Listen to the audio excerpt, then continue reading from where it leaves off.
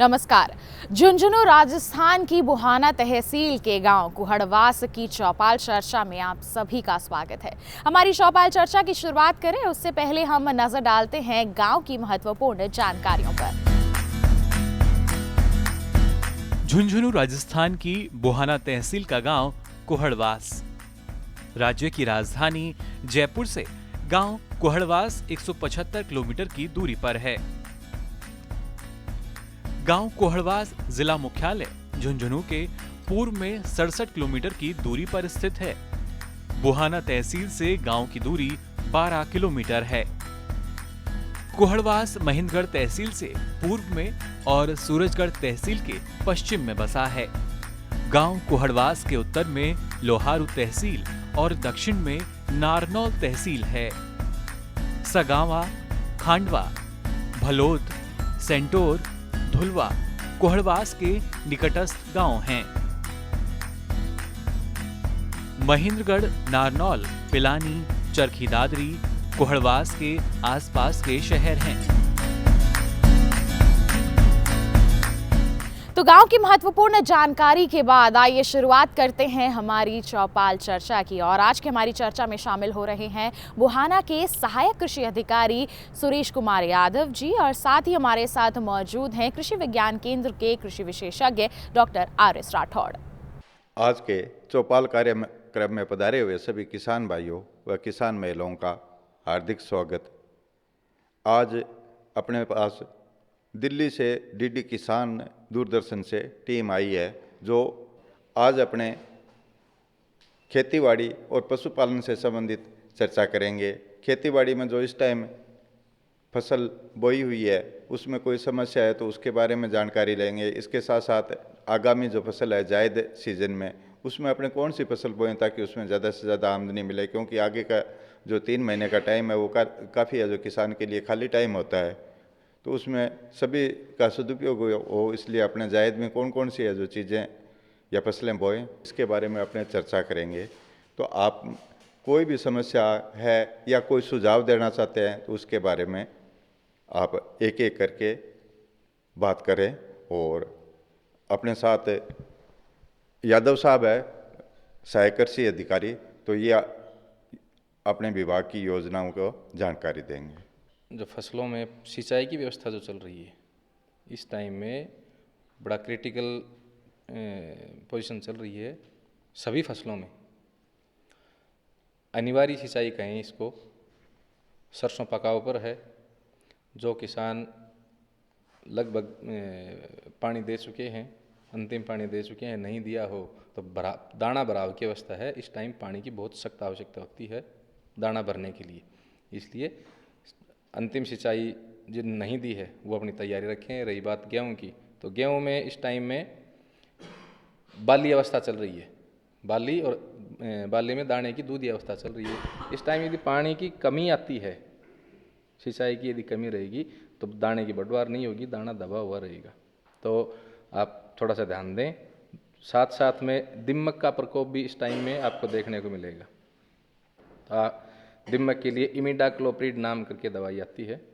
इसका आप 1 हेक्टेयर में 750 मिलीलीटर प्रति हेक्टेयर के हिसाब से सिंचाई के साथ आप गेहूं और जौ में इसका प्रयोग करें। मैंने साहब 1 हेक्टेयर में गेहूं बो रखे हैं तो कहीं कहीं पीलापन है।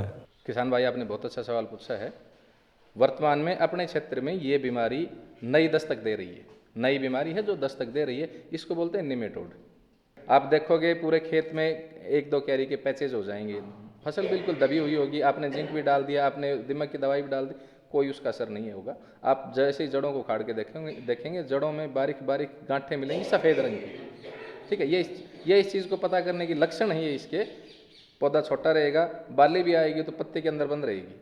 ठीक है, छोटी सी बाली आएगी। ये आप ये मानो कि ये निमेटोड है। इसके लिए आप बुआई के टाइम में कार्बोफ्यूरान दवाई का आप 10 किलो प्रति हेक्टेयर के हिसाब से आप प्रयोग करें। इसका ये समस्या नहीं हो। चौपाल चर्चा में वक्त हो चला है एक छोटे से अंतराल का। संकर किस्म विकास की जानकारी के साथ पुनः हाजिर होंगे। बने रहिए दूरदर्शन किसान पर और देखते रहिए हमारा कार्यक्रम चौपाल चर्चा।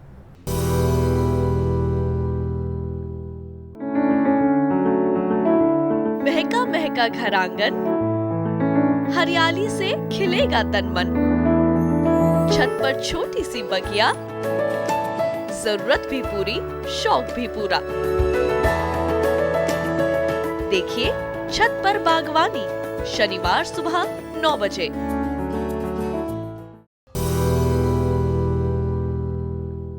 चौपाल चर्चा में अंतराल के बाद पुनः आप सभी का स्वागत है।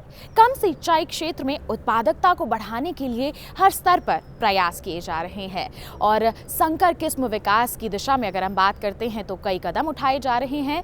राजस्थान की जलवायु के अनुरूप गेहूं की किस्मों की जानकारी लेकर हम आपके लिए लेकर आए हैं। आइए उस पर नजर डालते हैं। सीमित सिंचाई साधन के मरुस्थलीय राजस्थान में अधिकांशतः एक फसलीय कृषि की जाती है। वर्षा निर्भर खेती क्षेत्र में अधिक उत्पादकता के लिए गेहूं की नई उन्नत किस्में विकसित की गई हैं। सामान्य और पछेती बुआई के लिए उपयुक्त गेहूं किस्म राजस्थान 3765 राजस्थान की जलवायु अनुरूप है। दिसंबर के तीसरे सप्ताह तक इस किस्म की बुआई की जा सकती है।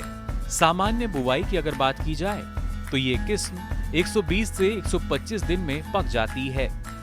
पछेती बुआई में राजस्थान 3765 पकाव में 110 से 115 दिन लेती है। पछेती बुआई कर इस किस्म से 38 से 42 क्विंटल की उपज ली जा सकती है। 80 से 90 सेंटीमीटर ऊंचाई के पौधों की किस्म रतुआ और रोली रोधक है। राज 4037 के पकाव का समय 115 से 120 दिन का होता है।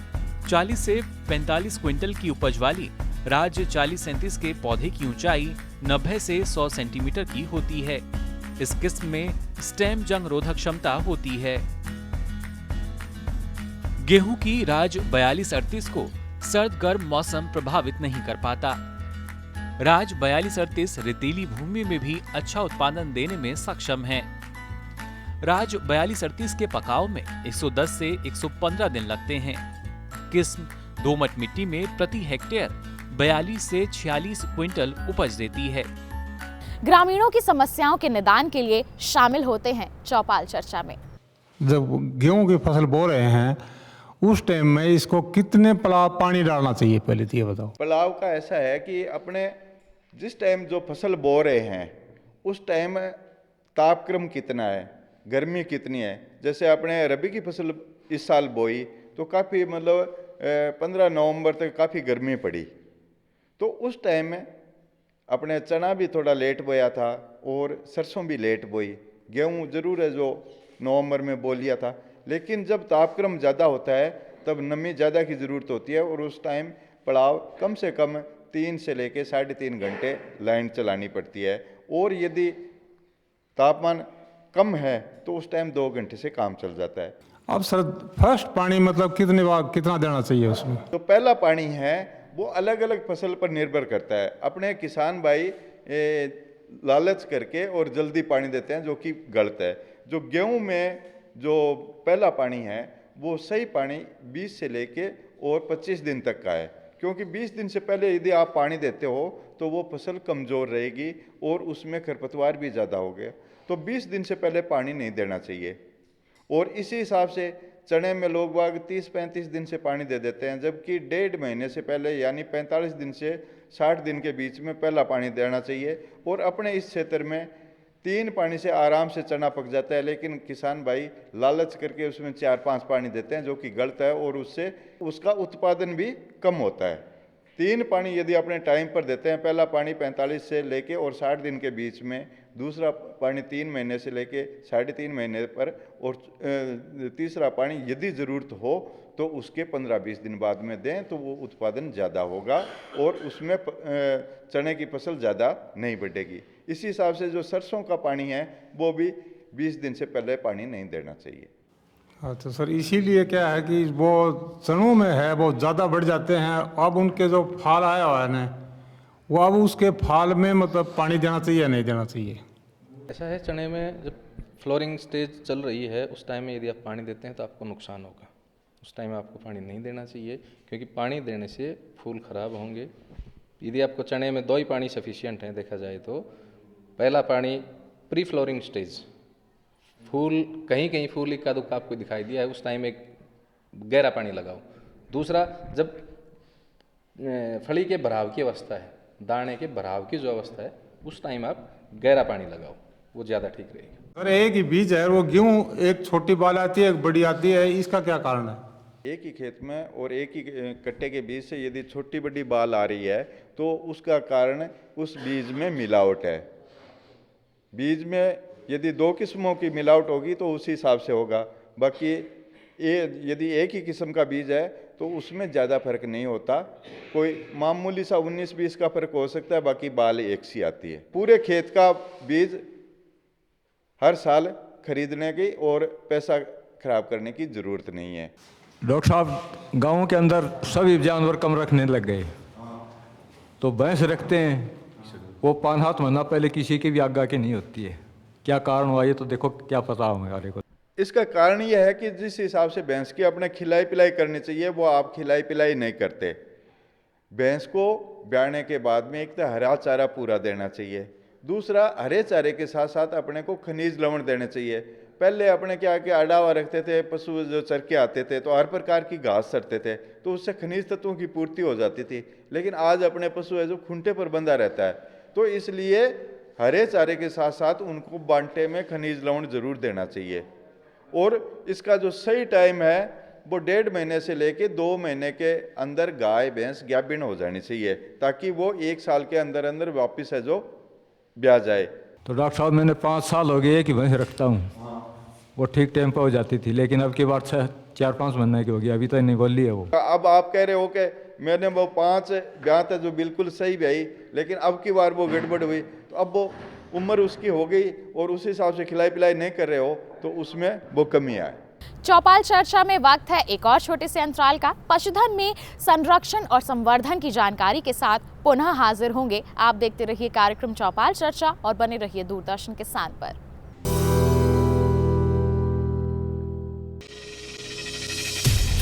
आपकी जीवन शैली और जीने के अंदाज को टटोलता कार्यक्रम, जहां हर दर्द के हमदर्द होते हैं हम और पूछते हैं आपसे, कैसे हैं आप? कैसे हैं आप? कैसे हैं आप?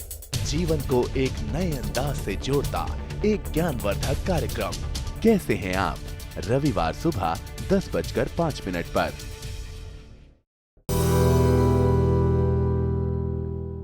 चौपाल चर्चा में अंतराल के बाद पुनः आप सभी का स्वागत है। आइए अब आपको दिखाते हैं पशुधन से संबंधित कुछ महत्वपूर्ण जानकारियां। पशुधन संरक्षण और संवर्धन की जानकारी आपके लिए। मरुस्थलीय राजस्थान में जनसाधारण की जीविका उपार्जन कृषि एवं पशुपालन पर निर्भर है। राजस्थान राज्य की अर्थव्यवस्था में पशुपालन की एक महत्वपूर्ण भूमिका है। राजस्थान राज्य का देश के दुग्ध उत्पादन में दूसरा स्थान है। कृषि के लिए विषम भौगोलिक परिस्थितियों में महत्वपूर्ण विकल्प पशुपालन है। राजस्थान में पशुओं की स्थानीय नस्ल सुरक्षित और प्रचुर मात्रा में उपलब्ध है। राज्य की कुल सकल घरेलू आय में 13% योगदान पशुपालन का है। राजस्थान राज्य में पशुधन संरक्षण संवर्धन के लिए विभागीय संस्थाओं एवं विशेषज्ञों की सेवाएं प्रदान की जा रही हैं। रोग निदान के लिए टीकाकरण एवं पशु चिकित्सा सेवाएं प्रदत्त हैं। विभागीय योजनाओं में कृत्रिम गर्भाधान, बधियाकरण, पशु पालन पोषण का प्रशिक्षण दिया जा रहा है। पशु नस्ल सुधार हेतु राज्य में पशु प्रजनन नीति लागू की गई है। पशु पोषण सुधार के लिए कम लागत में श्रेष्ठ पोषण के लिए चारा प्रबंधन जानकारी पशुपालकों को दी जा रही है। प्रदेश में उन्नत विपणन व्यवस्था लागू करने के लिए पशु मेलों तथा पशु मंडियों का भी विकास किया जा रहा है। ग्रामीणों की समस्याओं के निदान के लिए शामिल होते हैं चौपाल चर्चा में।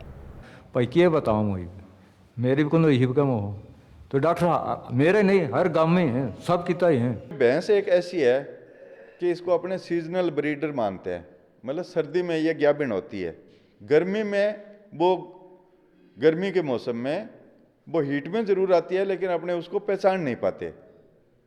इस वजह से अपने कहते हैं कि भैंस जो सर्दी में गाभिन होती है। तो अब की बार ये गर्मी ज़्यादा पड़ी, इस वजह से भी आपके वो यदि हीट में आई तो उसके लक्षणों को आप नहीं पहचान सके और टाइम पर उनको एज गवर्नमेंट नहीं कर। डॉक्टर साहब हमने 5 साल हो गए यहाँ आम के बोझ लगा रखे हैं, अभी तक फल नहीं लगा उनके। अपने यहाँ आम के उपयुक्त जलवायु नहीं है। अपने झुंझुनू जिले में जो उदयपुर वाटी एरिया है, लोहागर एरिया, वहाँ केरी बनती है और केरी अपने मतलब उसके अचार है जो पूरे भारत में प्रसिद्ध है लोहागर का। तो वो वहाँ का जो वातावरण है, वहाँ की जो जलवायु है वो उसके अनुकूल है। अपने यहाँ सर ये आप ये दवाई बेचने वाले हैं, इनको लाइसेंस मिल रहा है, पहले तो इनको दवाई की मात्रा का किसान को सही नहीं मिलता है कि कितनी दवाई कितने जगह पर कितने पानी में मिला करके छिड़काव करना चाहिए। तो एक तो ये सही जमींदार को पास सूचना नहीं पहुंचती है, इसलिए मतलब क्या है कि कहीं दवाई ज़्यादा पड़ जाती है, कहीं कम पड़ जाती है और तरीका नहीं है। कृषि विभाग की या सरकार की कहीं योजना है कि जो भी दुकान के लिए लाइसेंस लेगा उसको बीएससी एग्रीकल्चर या बीएससी साइंस स्ट्रीम से पास होना चाहिए, डिग्री होनी चाहिए उसके पास में। वही आदमी दवाई बेचने के लिए, जैसे कि आप दवाई की बात कर रहे हैं, दवाई और खाद ये दोनों आदान बेचने के लिए उसको बीएससी मतलब डिग्रीधारी होना जरूरी है, ठीक है ना। हाँ, ताकि उसको ये पता रहे कि कौन सा केमिकल किस फसल में और कौन से कीट पर काम करेगा।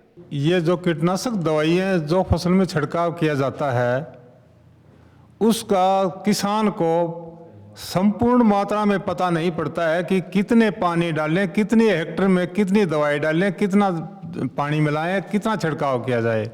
उसमें कम ज़्यादा दवाइयाँ रह जाती हैं, जहाँ ज़्यादा दवाई पड़ जाती है वहाँ फसल नष्ट हो जाती है, कम दवाई पड़ती है वहाँ ये घास वगैरह खरपात है नहीं, ये जड़ता नहीं है, खरपतवार कम नहीं जड़ती है उससे। तो इसका मतलब ये समाधान होना चाहिए कि इसका जो भी लाइसेंसधारी हैं दुकानदार, उनको किसान को वो अच्छी तरह समझाएं कि इतना पानी में इतनी दवाई डाली जाए और इतने हेक्टेयर में इतने लीटर या इतने ग्राम दवाई छिड़की जाए। हर गांव में कृषि पर्यवेक्षक है, एग्रीकल्चर सुपरवाइजर है, और जैसे अपने ज़िले में 2 जगह सहायक निदेशक कृषि बैठते हैं, डिप्टी डायरेक्टर ऑफिस अलग है, कृषि विज्ञान केंद्र का भी ऑफिस है।